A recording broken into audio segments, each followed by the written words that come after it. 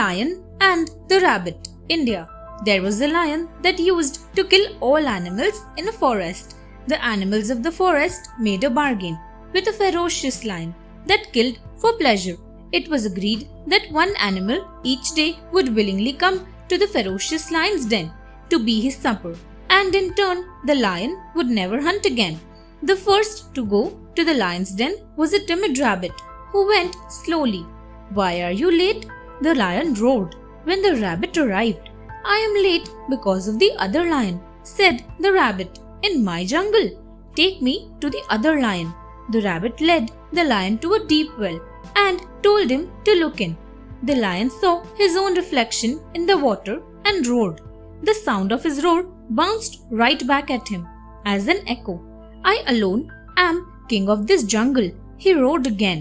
His echo answered him, "I alone am king of this jungle." With that, the lion became so enraged that he charged into the deep well. With a great splash, the lion attacked his own reflection and was never heard again.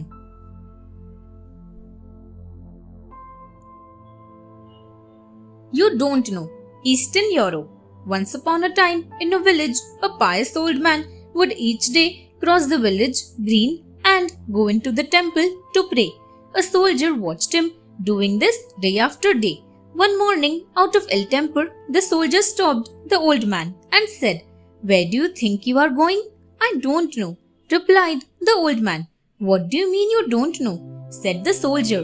"Every day I see you walk out of your house at this time, cross the village and go into the temple to pray. Answer me, where are you going?" Again, the old man replied, "I don't know." With that, the soldier grabbed him by the scruff of the neck, took him to the jail and pushed him into a cell. Just as the soldier was turning the key, the old man looked at the jail and said, "See, you don't know." The soldier looked intently at the old man. He felt very sorry for his behavior and took the old man to the temple. It was the first time the soldier was going inside the temple.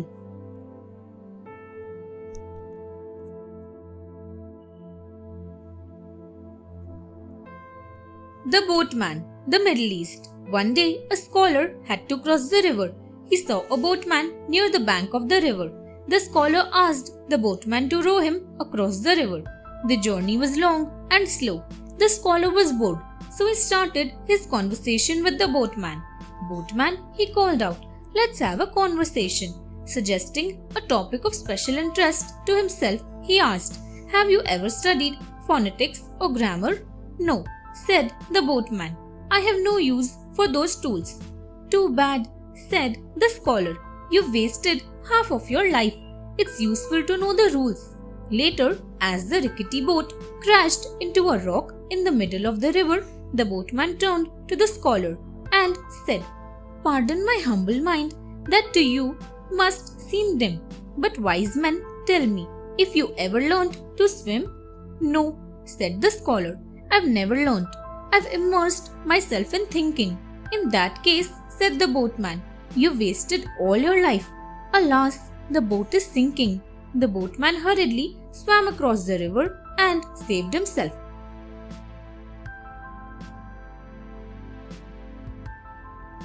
The Banquet, the Middle East.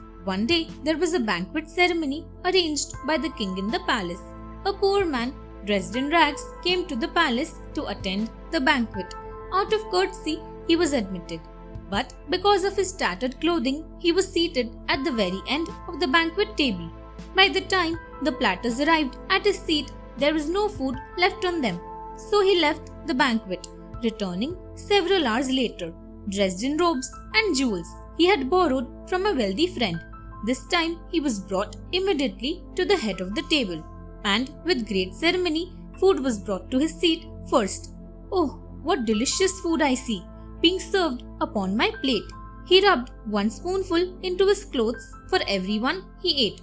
A nobleman beside him, grimacing at the mess, inquired, "Sir, why are you rubbing food into your fine clothes?" "Oh," he replied with a chuckle, "pardon me if my robes now look the worst, but it was these clothes that brought me all this food. It's only fair that they should be fed first." Thanks for watching. Do like, share, subscribe to Sahil Book House.